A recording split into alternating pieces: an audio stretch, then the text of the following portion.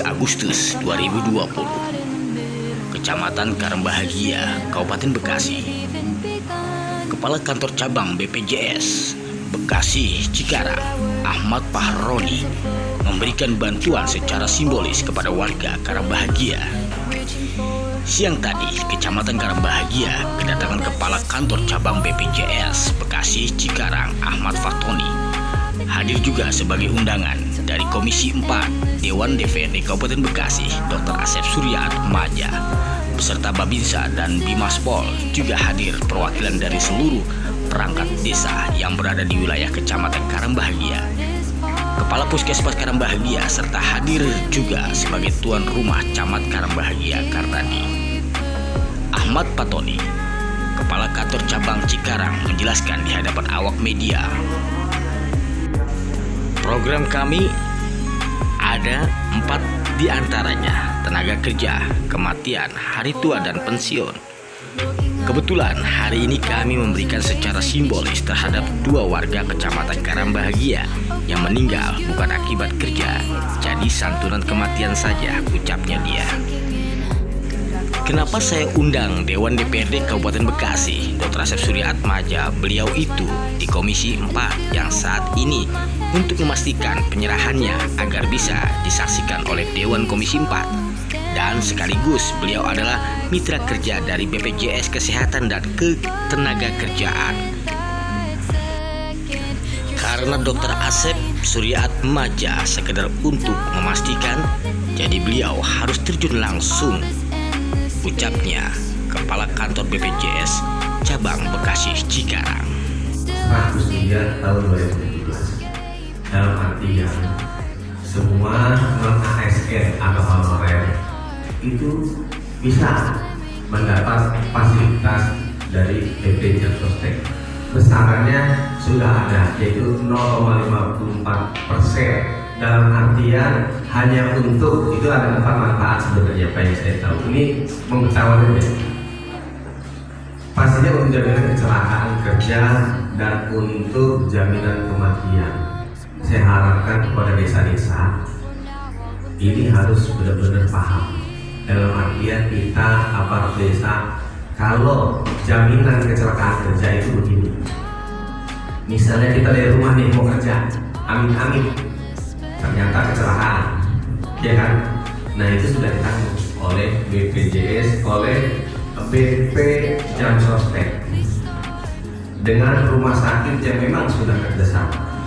Jadi saya harapkan untuk kepala desa, nanti sampaikan saja yang kepala desa tidak datang, agar semua aparaturnya benar-benar didaftarkan, Pak. Penting kan, Pak? Penting.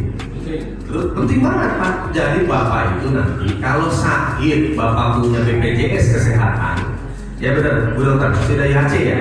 Sudah Universal Health Coverage 99,76%. Tepuk tangan dulu. Kabupaten Bekasi tertinggi. Jadi setiap orang sakit itu nanti bisa langsung berobat. Kalau dia tidak punya BPJS, tinggal minta ke puskesmas, nama saya sudah terdaftar dulu. Kalau memang dia belum terdaftar, itu biasanya sudah ada, itu BPJS Kesehatan. Sekarang kita bicara BP Jam Sostek dulu nih ya. Ya, kalau ini beda, kalau ini masalah pekerjaan. Misalnya ibu atau bapak mau bekerja, amit-amit kenapa-napa di jalan, ditanggung. Nah, oleh sebab itu nanti kepala desa ataupun yang terkait honorer atau non ASN agar diperhatikan. Enggak gede kok, cuma 10.000 berapa per bulan. Itu penting. Itu dibayar oleh uang kas desa, benar macam itu gitu. Bisa. Itu harus. Jadi semuanya itu harus dilindungi. Dari segi kesehatannya dia mau kerja dilindungi. Dan amit-amit meninggal pun dapat sumbangan 46 juta yang amil. Berapa? 42 juta ya? 42 juta. Biasanya didapat. Nah, mohon untuk kepala desa tentunya agar mau bersinergi dengan apa yang sudah diperlukan oleh Bupati. Insya Allah saya akan sosialisasikan ini untuk beberapa kecamatan, Pak. Karena ini sangat penting, karena semua warga masyarakat itu mempunyai hak yang sama. Gitu. Terus kalau untuk BPJS Kesehatan yang tadi karena Kabupaten Bekasi sudah IHC, sekarang kan yang jadi permasalahan adalah ya desa-desa ya, kita ini sakit ataupun lahiran, dia belum punya belum punya BPJS, tiba-tiba masuk rumah sakit gimana? Itu kan ya Pak ya? Pernah begitu Pak? Pernah? Banyak. Nah kalau Bapak begitu, begini Pak, setelah Bapak sampai rumah sakit, yang penting orang ini tidak punya jaminan Pak ya, belum buat BPJS. Pas dia datang, langsung, Bu, saya tidak punya jaminan. Sekarang di setiap rumah sakit itu sudah ada bagian untuk jam kesda, benar Bu? Ada. Kalau dia belum punya jaminan BPJS ataupun apapun, pakai jam kesda. Karena sebelum saya jadi dewan, itu anggaran jam kesda 7 miliar. Setelah saya jadi dewan, alhamdulillah meningkat menjadi 20 miliar.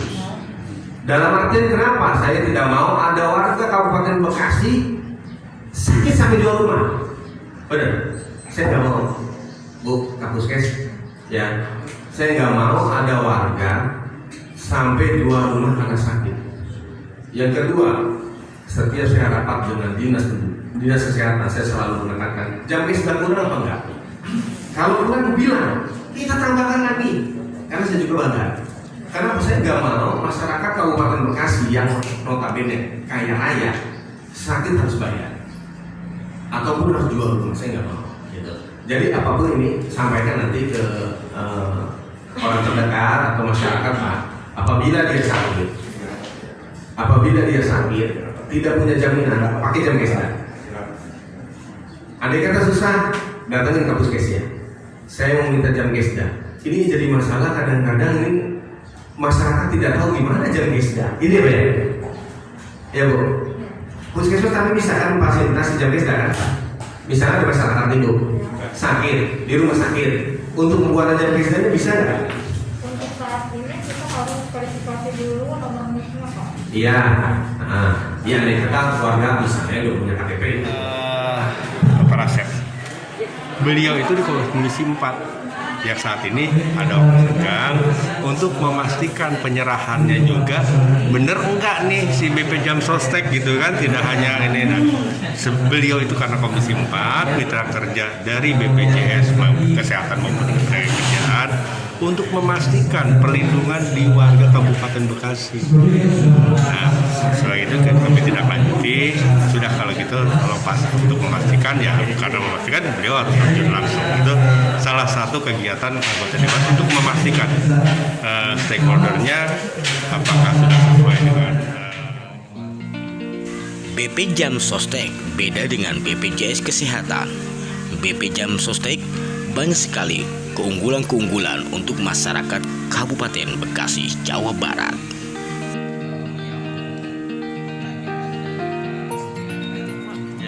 Pak, ini kan dalam rangka undangan dari perusahaan BPJS Cikarang. Nah, BPJS Jam Sostek, BP ya? Jam Sostek. Ya. Nah, kemudian Komisi 4 kan dilibatkan untuk pertemuan kali ini memberikan santunan.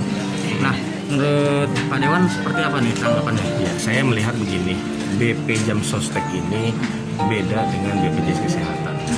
BP Jam Sostek ini banyak mempunyai keunggulan-keunggulan, manfaat. Di antaranya adalah satu, jaminan hari tua, yang kedua jaminan kematian, yang ketiganya adalah jaminan tenaga kerjaan, ya, dalam arti apabila dia bekerja mengalami kecelakaan, mengalami apa, itu akan ditanggung oleh BP Jam Sostek. Jadi nanti masyarakat itu yang honorer ataupun yang ASN dengan dipotong gaji 0,54%, dia mempunyai jaminan kecelakaan kerja dan jaminan kematian. Gitu. Kalau jaminan tenaga kerjaan, ya, dalam artian apabila dia misalnya amit-amit berkendara, dia kecelakaan, itu akan ditanggung karena masuknya kecelakaan kerja. Cuman cukup membayar 10.400 per bulan, dia bisa dijaminkan, dibayarkan oleh BP Jam Sostek. Itu kan lumayan. Karena kalau kita lihat dari BPJS Kesehatan, sekarang kan sudah universal health coverage. Dalam artian sudah untuk kesehatan kita sudah lumayan dapat terima. Tinggal kita sekarang yang kecelakaan kerjanya, terus yang kematiannya. Tadi kita dari BP Jam Sostek ini memberikan sumbangan 42 juta untuk sumbangan yang meninggal lumayan, betul nggak? Iya. Terus andai kata dia misalnya kerja yang non ASN atau honorer, dengan dipotong 0,54%, kalau gajinya 2 juta misalnya cuma dipotong 10.000, kecelakaan amit-amit ditanggung, jadi meringankan beban. Kalau untuk kecelakaan itu berapa kira-kira? Kalau kecelakaan itu begini, kalau dia mau kerja tabrakan itu ditanggung. Kalau dia misalnya di kantor jatuh itu ditanggung, yang menyangkut pekerja. Untuk kualifikasi itu sendiri sama per individu. Itu untuk yang bekerja. Kalau untuk anak istrinya belum. Itu untuk anaknya. Ini kan jaminannya kan kecelakaan, terus jaminannya kan dia meninggal karena dipotong dari gaji. Itu untuk perusahaan ya, gitu. Tapi untuk mandiri itu beda lagi. Gitu. Berarti yang tadi untuk santunan itu mandiri Pak ya? Santunan tadi mandiri. Nah untuk kerjasama BPJS ini dengan Komisi 4, apakah sudah berjalan lama Pak? Jadi begini, kita ini kan diundang dalam hal ini Ketua Fraksi dan Komisi 4 ini diundang dalam arti kan memberikan sumbangan jaminan kematian kepada masyarakat desa Karang Bahagia. Dalam artian sekalian mungkin BP Jam Sostek ini mensosialisasikan ini loh, kalau misalnya bapak nih non ASN atau bapak pekerja ini loh ada jaminan cuma membayar 10.400, bapak kenapa-napa bisa nggak keluar uang sendirilah, minimal ditanggung gitu, karena BPJS kesehatannya kan udah ada, tinggal BPJS tenaga kerjanya. Ada proses kolektif sama keluarga nggak?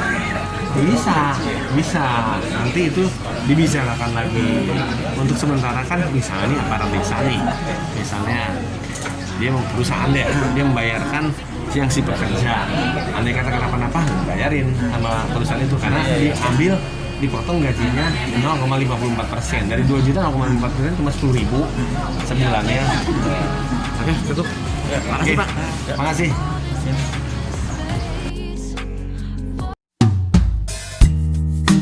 Deep in the shadows, I know it's hard to put one foot in front of the other.